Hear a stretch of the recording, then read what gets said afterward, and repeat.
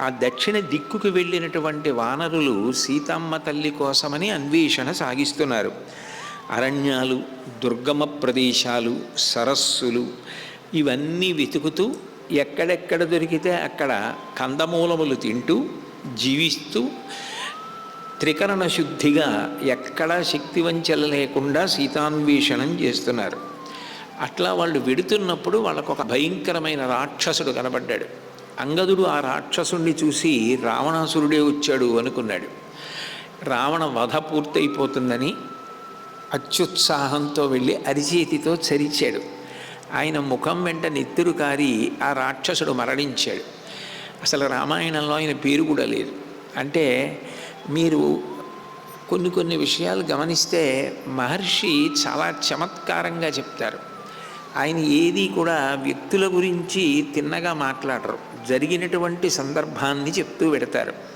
దాన్ని బట్టి మనం ఈయన వ్యక్తిత్వం ఇలా ఉంటుంది అని అంచనాకి రావలసి ఉంటుంది. ఎవరో రాక్షసుడు కనపడ్డాడు, ఒక్కడు వచ్చినవాడు, ఆయన్ని చూసి రావణాసురుడే అనుకున్నాడు అంగదుడు. అంతే, ఒకేసారి ఉత్సాహంతో వెళ్ళిపోయి ఆయన్ని చంపేస్తానని చంపేశాడు. కొంచెం జాగ్రత్తగా ఆలోచించండి. ఆ రావణ వధ ఎవరి చేత జరపబడాలి? రాముడి చేత జరపబడాలి. పైగా అంత తేలికగా చంపేయడానికి వీలైన వాడే రావణాసురుడు. అంటే కొంచెం ఆలోచన ధోరణిలో కొంతమంది ఎందు ఎట్లా ఉంటుంది అంటే చాలా తీవ్రత ఉంటుంది. ఉత్సాహంతో ఉన్నారనుకోండి, మీరు పట్టుకోలేరు. వాళ్ళకి ఏదైనా కొంచెం నిరాశో నిస్పృహో కలిగిందనుకోండి, మీరు వాళ్ళని సముదాయించలేరు. ఇక వాళ్ళకి ఏదైనా కొంచెం సంతోషం కలిగితే ఆకాశం హద్దు, వాళ్ళకి ఏదైనా కొంచెం దుఃఖం కలిగితే పాతాళం హద్దు తప్ప మధ్యలో వాళ్ళు ఎక్కడా ఉండరు.